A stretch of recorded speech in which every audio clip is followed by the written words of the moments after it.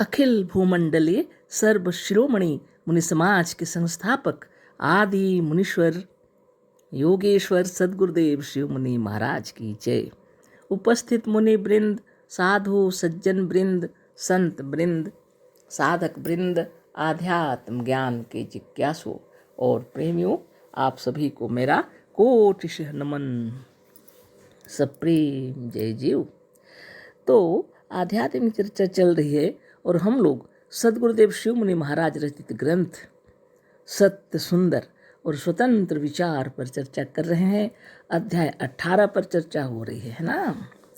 सद्गुरुदेव शीर्षक दिए हैं शुद्ध योग या राज योग।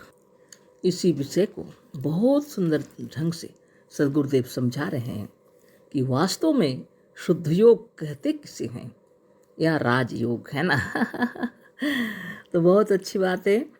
कल जो पढ़े थे हम लोग, है ना, उससे आगे आज पढ़ेंगे। कल पढ़ लिए थे लेकिन उससे विचार नहीं हुआ, अभी विचार करेंगे। किसी भी एक आसन से बैठ जाओ, जिस आसन से आपको आराम मिलता हो, जिस आसन से आप सुखपूर्वक देर तक स्थिर रह सकें, उसी से बैठ जाइए। बस यह योगासन हो जाएगा, है ना। किसी भी एक आसन से बैठने के लिए कह रहे हैं। सिद्धासन, पद्मासन, है ना, या स्वस्तिकासन, है ना। आपको आसन का कोई नाम नहीं दिए हैं गुरुदेव। सदगुरुदेव कह रहे हैं किसी भी सुखासन, जो कुछ भी हो, ऐसे स्थिर हो जाइए जिससे आप सुखपूर्वक, है ना, काफ़ी समय तक बैठ सकें, यानी देर तक बैठ सकें। तो इस आसन को क्या कहते हैं? योगासन। ध्यान लगाने के लिए स्थिर हो जाइए, है ना। अब ये बात तो स्वस्थ और निरोग व्यक्ति के लिए नहीं है। जो बीमार हैं, जो मरीज हैं, जो तकलीफ में है और कोई भी आसन नहीं लगा सकते, उनके लिए भी है ना। जैसे उनको आराम लगे, है ना, गद्दी बिछा कर, जैसे भी उनको ऐसे भी करके, जैसा भी उसको आराम लगे, उस आसन से स्थिर होके आपको ध्यान लगाना है ना।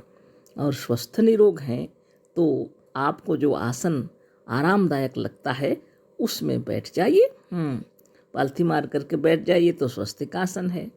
पैर के अच्छे ढंग से अगर आप पैरों को इस जंघाओं पर रखेंगे दोनों, तो पद्मासन हो जाएगा। सिद्धासन आपको पता ही है ना। तो इन आसनों को आप नहीं लगा सकते अगर, तो क्यों उसमें बैठेंगे आप? योग सिद्ध नहीं होगी।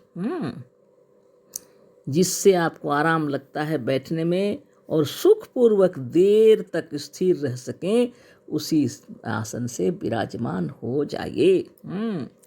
आगे लिखते हैं गुरुदेव, बस यह योगासन हो जाएगा, उसको कहते हैं योगासन। बस योगासन से बैठकर सब ख्याल छोड़ते जाइए। योगासन से बैठ के सभी ख्याल, सभी विचार छोड़ते जाइए। बाहर से मुड़कर भीतर की ओर आइए और बाहर से मुड़ जाइए, अब भीतर की ओर आइए। बाहर जाना छोड़ दीजिए, बाहर का विचार ही छोड़ दीजिए, ख्याल ही छोड़ दीजिए, अब भीतर की ओर मुड़िए। हर प्रकार की वृत्तियों को छोड़ दीजिए। जितने विचार उत्पन्न हो रहे हैं, वृत्तियां उत्पन्न हो रही हैं, उनको छोड़ते चले जाइए। जैसे पानी के स्थिर हो जाने पर उसमें अपना रूप दृष्टिगोचर होता है, उसी तरह से जब चित्त सचमुच स्थिर हो जाता है तो अपने स्वरूप का दर्शन और ज्ञान होता है। इतना सुंदर उदाहरण दिए हैं ना। जब पानी हिलता रहेगा तो हम लोग उसमें अपना चेहरा नहीं देख सकते। पानी जब स्थिर हो जाता है तब हम उसमें अपना चेहरा भी देख सकते हैं, है ना। उसी तरह सदगुरुदेव कह रहे हैं, जब हम चित्त से स्थिर हो जाते हैं, चित्त की वृत्तियां जब बाहर से भीतर की ओर आ जाती हैं, सभी वृत्तियां, बाहर की वृत्तियां छोड़कर जब हम भीतर आ जाते हैं और जब हम स्थिर हो जाते हैं अपने में, तो स्वयं का, अपना आपका दर्शन और ज्ञान होता है। आत्मदर्शन, अपने आप का ज्ञान हो जाता है ना। बहुत बड़ी बात है ना। दर्शन का मतलब देखना भी होता है, दर्शन का मतलब ज्ञान भी होता है। तो सबसे बड़ा ज्ञान है आत्मज्ञान। यह आत्मज्ञान हो जाता है, आपको अपने आप का सच्चा ज्ञान हो जाता है। दृढ़ संकल्प के साथ जान लेते हैं आप कि आप वास्तव में कौन हैं, पर ब्रह्म परमात्मा है ना, ब्रह्मा विष्णु और महेश्वर हैं, साक्षात सृष्टिकर्ता है ना। और क्या है, सच्चिदानंद है, सच्चित आनंद आप ही हैं, आप ही परम सत्य हैं, आप ही चेतन है और आप ही आनंद स्वरूप हैं, भंडार है आनंद का। जो कुछ भी प्रवाहित हो रहा है यहीं से प्रवाहित हो रहा है। तो यह ज्ञान हो जाता है। आगे पढ़ते हैं हम लोग। हम इस तरह से हर वक्त रहने के लिए नहीं कहते। सदगुरुदेव कह रहे हैं कि खाली ऐसी ध्यानें लगाते रहो और खाली ध्यान में स्थिर रहो हमेशा, ऐसा असुखपूर्वक बैठकर, ये हम नहीं कह रहे। सदगुरुदेव बता रहे हैं ना, वो कह रहे हैं कि हम इस तरह से हर वक्त रहने के लिए नहीं कहते, पर जब तक आप योग समाधि में रहना चाहते हैं तब तक आपको अपनी तमाम वृत्तियों को त्याग कर स्थिर हो जाना पड़ेगा। सब समय रहने के लिए नहीं कहते हैं, लेकिन जब आप योग समाधि में रहना चाहते हैं तब तक सारी वृत्तियों का त्याग करके स्थिर हो जाना पड़ेगा। पाप का ध्यान हो या पुण्य का ध्यान, है ना। पाप का ध्यान हो या पुण्य का ध्यान हो, इस वक्त दोनों को छोड़ दीजिए। अभी कुछ ध्यान नहीं करना है। सुंदर उदाहरण दिए हैं। पाप का ध्यान हो या पुण्य का ध्यान, दोनों ध्यान को ही छोड़ दीजिए। एक वेश्या का ध्यान हो या अपनी स्त्री का ध्यान हो, दोनों को त्यागना होगा। चाहे एक वेश्या का ध्यान हो या अपनी स्त्री का ध्यान हो, सदगुरुदेव कह रहे हैं दोनों को त्यागना होगा। शत्रु का ध्यान भी छोड़ दीजिए और मित्र का भी छोड़ दीजिए। शत्रु का ध्यान भी छोड़ दीजिए और मित्र का ध्यान भी छोड़ दीजिए। यहाँ तक कि किसी देवता, देवी, ऋषि, मुनि, ईश्वर, परमेश्वर, किसी दूसरे का ध्यान ना कीजिए, है ना। इस वक्त अगर आप ध्यान में बैठे और ये सब अगर ध्यान होने लगे तो गया। इनसे आपको हटना पड़ेगा। ना पाप का ध्यान, ना पुण्य का ध्यान, ना वेश्या का ध्यान, ना अपनी स्त्री का ध्यान, दोनों को त्यागना होगा। ना शत्रु का ध्यान, ना मित्र का ध्यान, सब छोड़ना पड़ेगा। ना किसी देवी देवता का ध्यान, ना ऋषि मुनि का, ना ईश्वर का, ना परमेश्वर का ध्यान। देवता का ध्यान करने पर आप देवता को दिखेंगे, है ना। अपने को नहीं।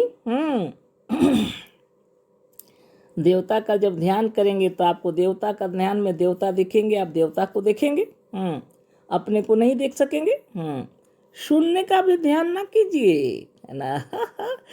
शून्य का ध्यान करने से शून्य हो जाएंगे, स्वरूपस्थ नहीं होंगे। सदगुरुदेव कह रहे शून्य का ध्यान भी मत कीजिए। आप सोचते होंगे चलो ठीक है, शून्य का ध्यान हम तो करते हैं निराकार का, है ना, वो भी नहीं चलेगा, है ना। आप अगर उसका शून्य का ध्यान करेंगे तो शून्य हो जाएंगे, स्वरूपस्थ नहीं होंगे। क्योंकि आप शून्य नहीं हैं। क्योंकि आप शून्य नहीं हैं। बहुत बड़ी बात है ना। श्रीमद् भगवद गीता महाभारत में यह प्रसंग है ना। युद्ध के लिए खड़े हैं सब, कौरव और पांडव। रणभेरी बज चुकी है, लेकिन इशारा करके सबको रोक दिए हैं। बड़ी विचित्र बात है। और वहाँ पर धर्म की चर्चा, ज्ञान की चर्चा। वाह क्या बात है। योगेश्वर कृष्ण उनको याद दिला रहे हैं, अर्जुन को। क्या बात करते हो, है ना। सामने हमारे अपने लोग हैं, कह रहे हैं हम कैसे शस्त्र उठाएंगे। शस्त्र उठा नहीं सकते हम, है ना। वो एकदम शस्त्र उठा नहीं सक रहे, गिर गया गांडीव उनके हाथों से, उठा नहीं सक रहे, शक्ति नहीं उनके अंदर युद्ध करने की, है ना। तो भगवान कृष्ण कहते हैं अर्जुन ये तो मरे हुए के समान है ना, इनको मारने में तुम्हें क्या परेशानी हो रही है। हम इस तरह से बोल रहे हैं, वो थोड़ी ना बोले।